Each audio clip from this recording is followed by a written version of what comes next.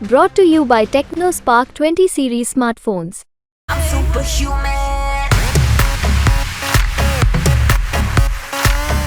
पिछली बार जो गलतियां की उसमें सुधार किया है। परिवार इस बार भारतीय जनता पार्टी को हटाने जा रहा है, सफाया करने जा रहा है। अखिलेश जी, क्राउड बहुत आ रहे हैं, but I want to ask you this straight away, do you really think 2024 you can do what you could not do in 2019, actually take on Prime Minister Modi and the BJP? देखिए, सवाल किसी व्यक्ति पद का नहीं है। सवाल ये कि 10 साल बाद बीजेपी की हर बात झूठी निकली, हर वादा उनका झूठा रहा।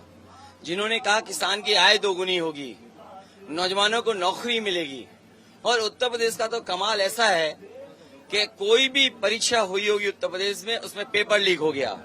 मैं पिछले 4 चरणों के चुनाव के भाषण सुने और 5वें चरण के भाषण सुन रहा हूँ। बीजेपी का एक भी नेता नौजवानों के भविष्य के बारे में कुछ नहीं बोल रहा। पेपर लीक हुए, जानबूझ करके बीजेपी की सरकार ने पेपर लीक कराए जिससे कि नौकरी न देना पड़े, और आज इनके 10 साल की सरकार में किसी भी नौजवान को सम्मानजनक रोजगार भी नहीं मिल रहा है। लेकिन 2019 और अब में क्या फर्क है? तब आप मायावती जी के साथ थे, फिर भी आप इस सरकार को टक्कर नहीं दे पाए। इस बार क्या फर्क है? कांग्रेस के साथ आप आए हैं। पिछली बार जो गलतियां की उसमें सुधार किया है। क्या गलती? और हमने समाजवादियों ने अपने परिवार को बड़ा किया है। पीडीए का नारा इंडिया गठबंधन को जिताने जा रहा है। पिछड़ा दलित अल्पसंख्यक, ये जो पिछड़ा दलित अल्पसंख्यक, पिछड़ा दलित आदिवासी, ए फॉर आदि आबादी, पीड़ित दुखी अगड़े, तो ये जो ग्रुप बड़ा किया, परिवार बड़ा किया है, इससे एनडीए को हराने जा रहे हैं। क्योंकि ये लोग समझते हैं कि 10 साल में इनके अधिकारों को छीना है, इनको न्याय नहीं मिला।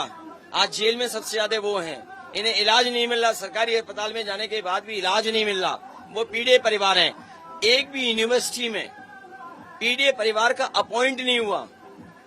जो वीसी अपॉइंट हुए, उन्होंने जो अपॉइंटमेंट दिए उसमें पीडीए नहीं है। आप दिल्ली से आते हैं, जेएनयू यूनिवर्सिटी कितनी पुरानी है, वहां पे 13% या 15% पीडीए परिवार है।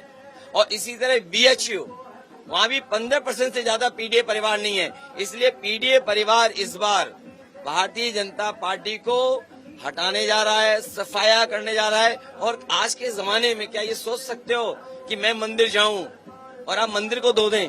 मैं अगर आपको छू लूं तो आप नहा लो जा करके। क्या इस आज के समय पे शोभा देता है जहां आप विश्व गुरु बनना चाहते हैं? क्या ये विश्व गुरु का रास्ता यही है कि अगर कोई मंदिर जाएगा तो गंगा जल से धोएंगे? आपने मंदिर का जिक्र किया, फैक्ट है कि राम मंदिर इशू था या नहीं है, क्या किस तरह से देखते हैं? क्योंकि बीजेपी कह रही है डबल इंजन है, योगी मोदी डबल इंजन।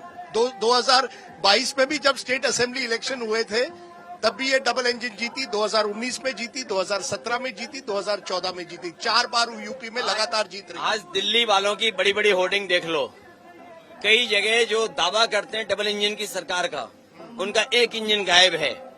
और जिस इंजन के लिए वोट मांगना चाहते हैं वो किसी भी होर्डिंग पर उसका तस्वीर नहीं है, वो होर्डिंग से पहले ही गायब है। किसकी बात कह रहे हो आप? अरे आपको अपने चैनल से दिखाई नहीं दे रहा कि जो कह रहे योगी आदित्यनाथ नहीं है चेहरा?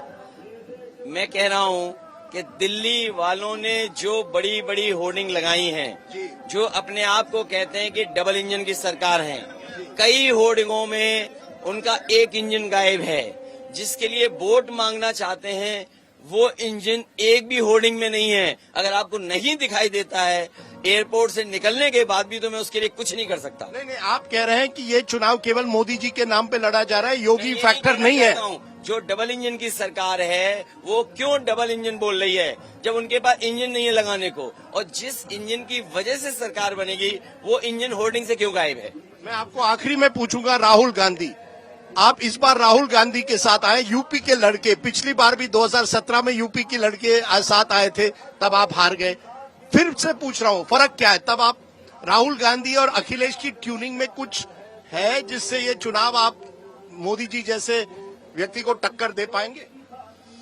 हम लोग देश की खातिर एक हो गए हैं, संविधान बचाना है इसलिए एक साथ हो गए हैं। 83% नौजवान बेरोजगार है इसलिए एक हो गए हैं। और इस बार गठबंधन के साथ साथ पीडीए परिवार और इस देश की जनता बीजेपी की पुरानी कहानी नहीं सुनना चाहती, जो उनके घिसे पिटे डायलॉग वो नहीं सुनना चाहते हैं। 4 चरणों में चौतरफा हार चुके हैं और जो लोग 400 पार कह रहे थे वो गणित आज समझ में आया। अगर 543 में से 400 हटा दोगे तो केवल 143 की बात कर रहे थे वो, और इस बार 140 करोड़ की जनता इन्हें 140 सीटों के लिए भी तरसा देगी। तो आपको कितने मिलेंगे? आपको कितने मिलेंगे? मैंने कहा जो बची हुई वो बीजेपी के अलावा लोग जीतने वाले हैं। आपको कितने मिलेगी? सबसे ज्यादा जीतेंगे। यूपी में आप सबसे ज्यादा सीटें जिले 79 सीटें जीत रहे हैं। एक क्यूटो में लड़ाई है। आपने कहा 79 out of 80 you will win in UP. Banaras तो आप मानते हो यानी कि मोदी जी जीतेंगे? भाई हम तो ये मानते हैं जिसका गाना उसका दाना, जिसका गाना उसका दाना। आप क्यों ये बात पूछते हो? 400 पार उन्होंने कहा, इसका मतलब ये 543 में 400 वो जीत नहीं, 400 पार वाली सीटें जीत रहे हैं। दैट मीन्स 143 वो जीत रहे हैं। वो खुद स्वीकार कर रहे हैं अपने नारे से। जहां तक सवाल क्यूटो का है, क्यूटो की जनता बनारस काशी को क्योटो कहने लगे हैं। के फॉर काशी, के फॉर क्यूटो। चलिए अखिलेश जी, आपने हमसे बात की, you spoken to us, thank you very much.